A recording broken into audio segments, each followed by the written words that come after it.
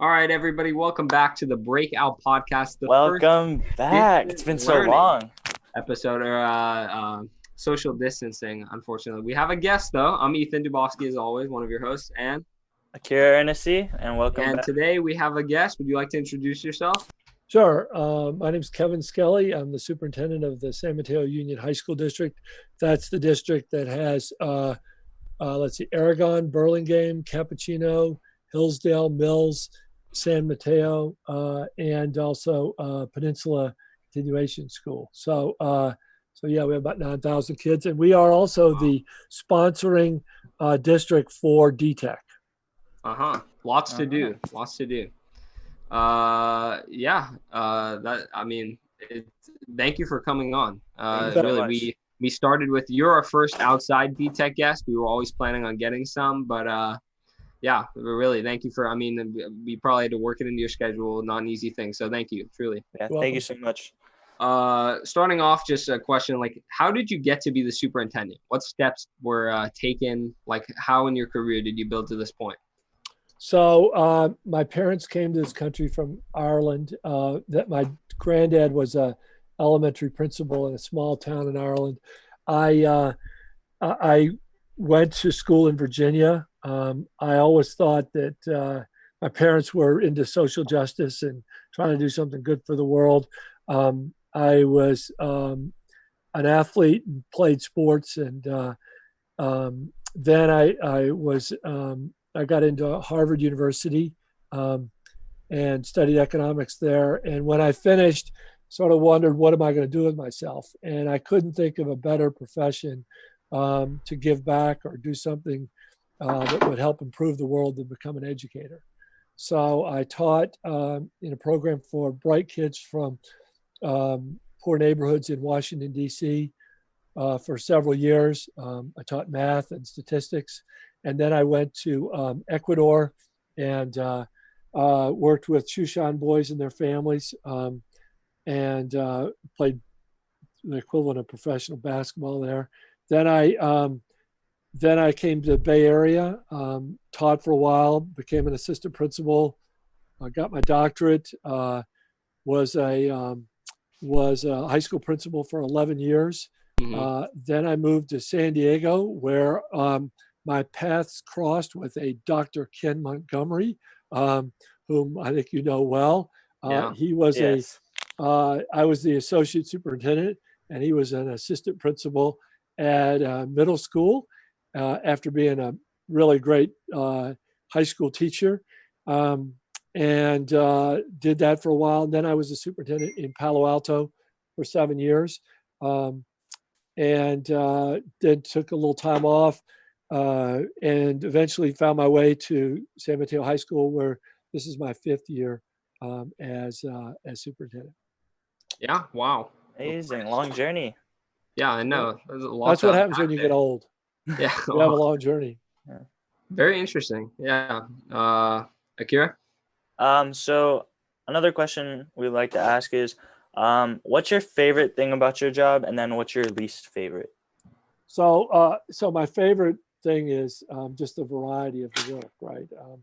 You're talking about facilities, you're talking about teachers, you're talking about kids, you're talking about property, staff housing, the values of a community, a chance to write, a chance to speak, to be burrowed into, what goes on in a community, the chance to do some hopefully some good work, interact with some smart people, solve problems.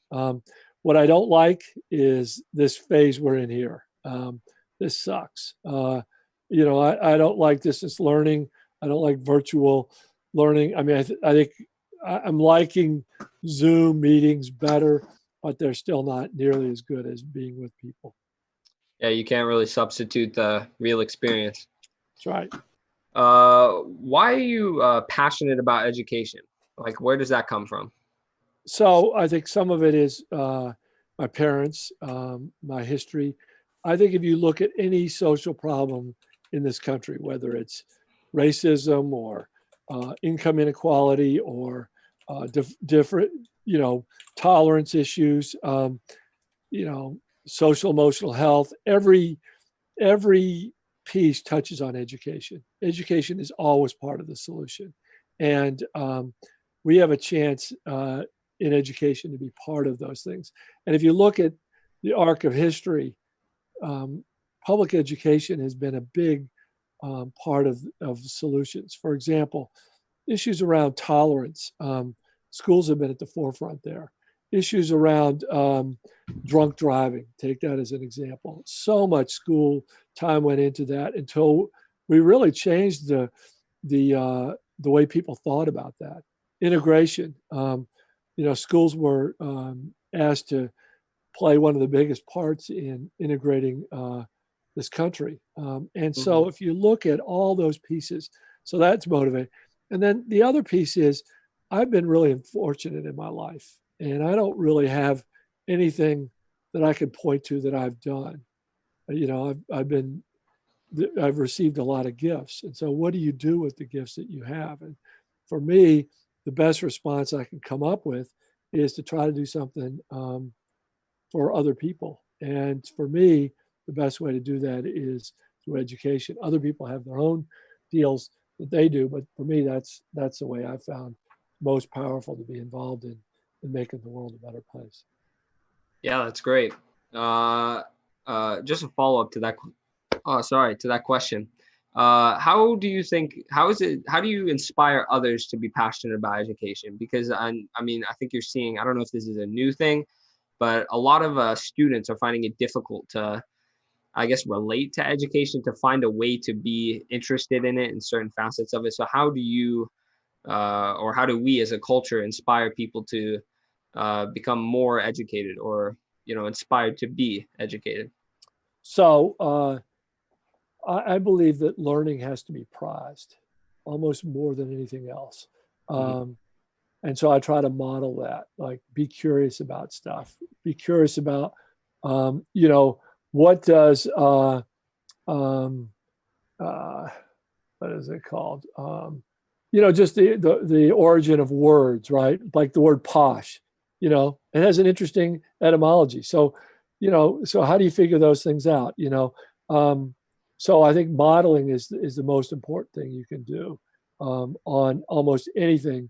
And then, I think as a culture, we need to change. Like Thomas Friedman said, in other cultures, Bill Gates is a pop star equal to Britney Spears. In America, Britney Spears is our Britney Spears.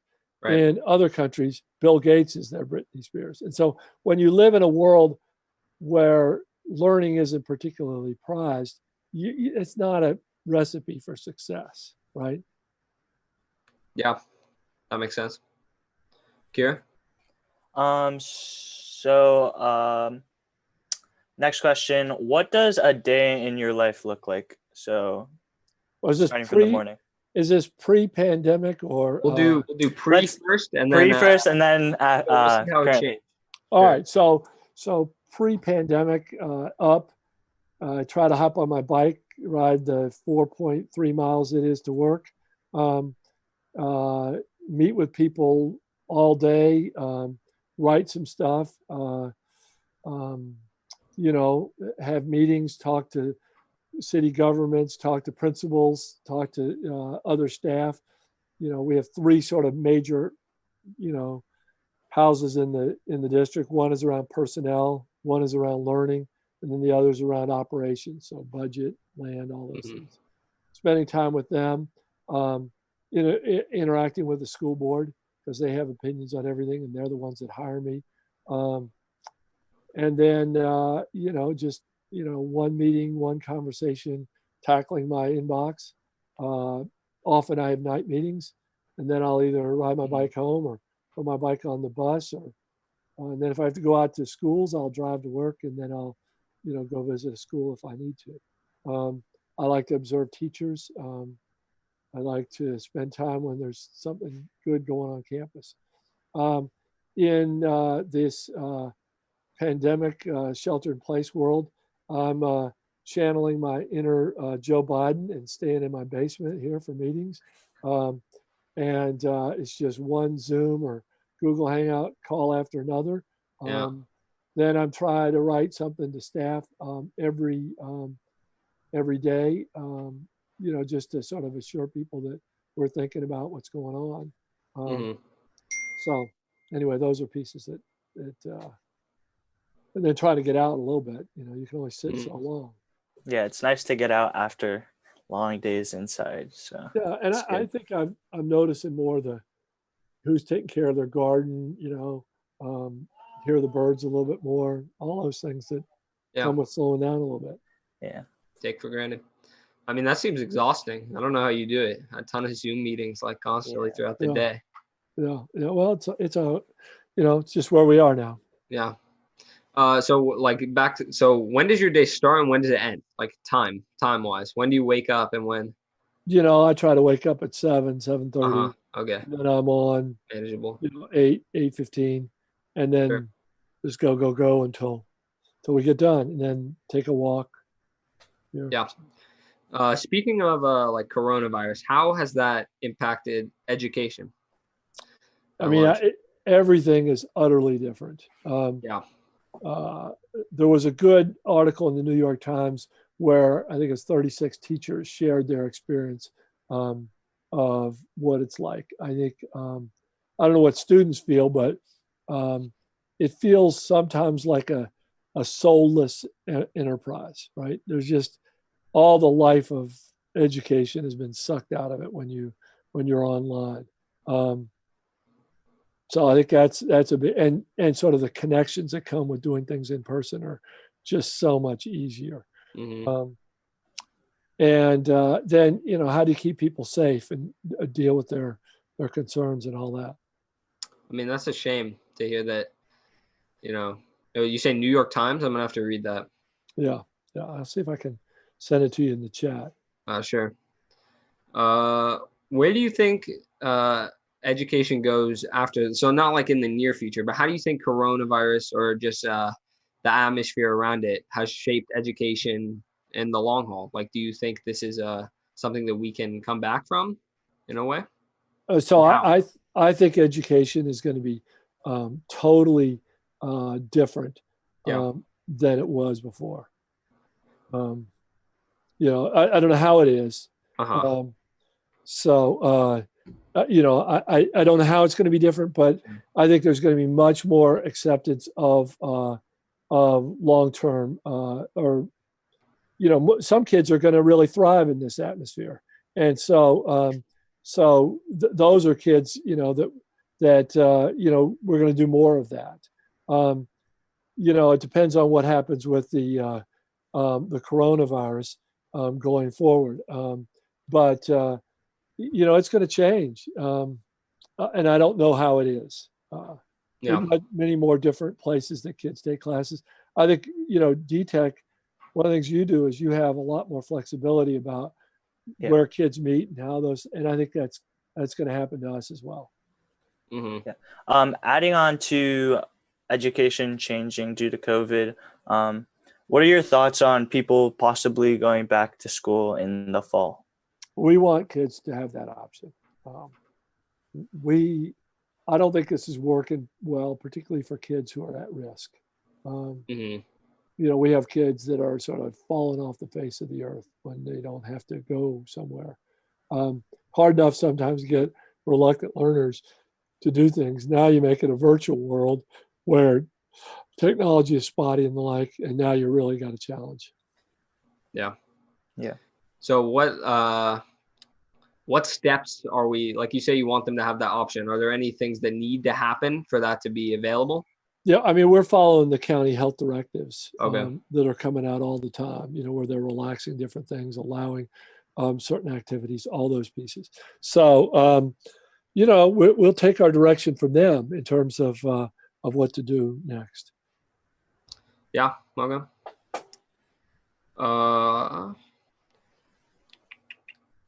Akira, anything?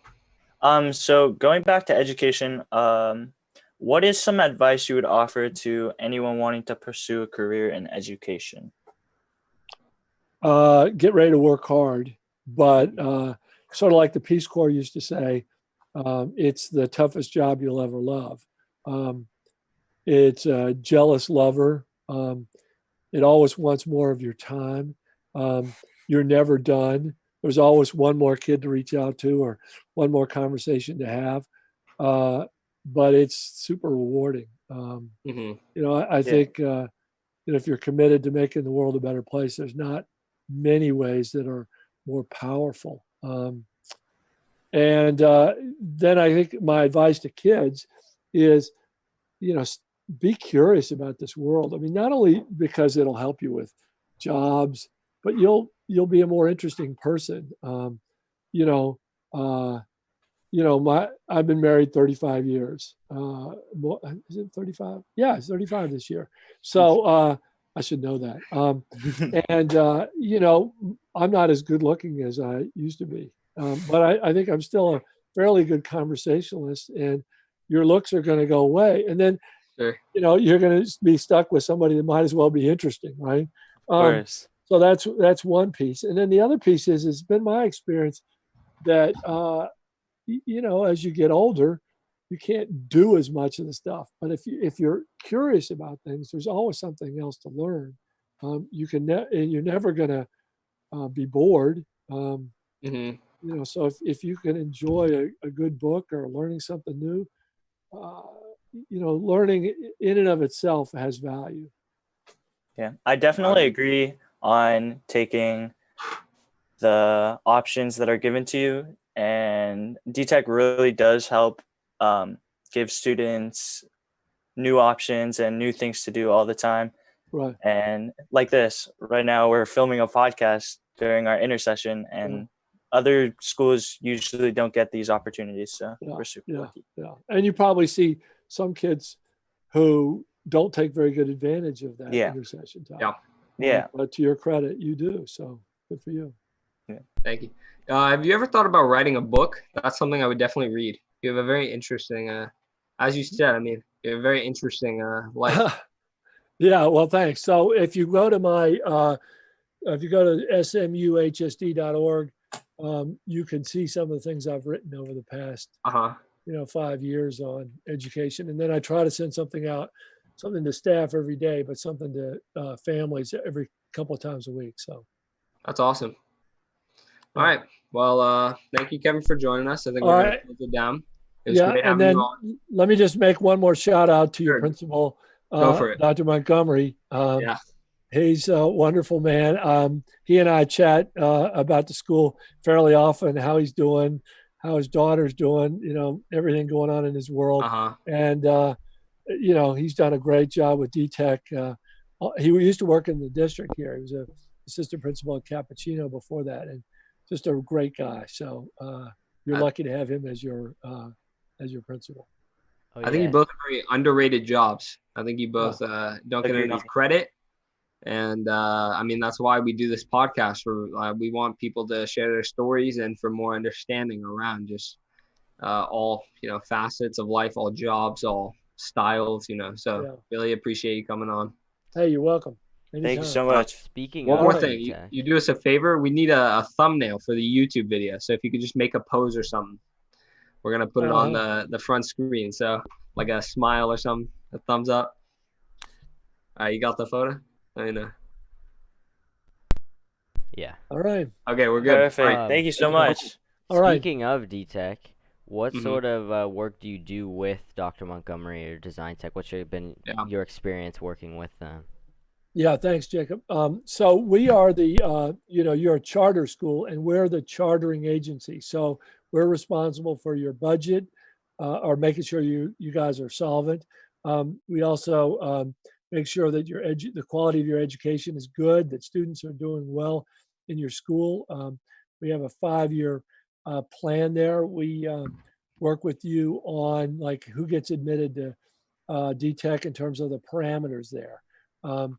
And then our staff meets with your staff. Our principals have toured DTech. They get ideas, and then Dr. Montgomery and I have conversations all the time about what's going on and what we should do differently.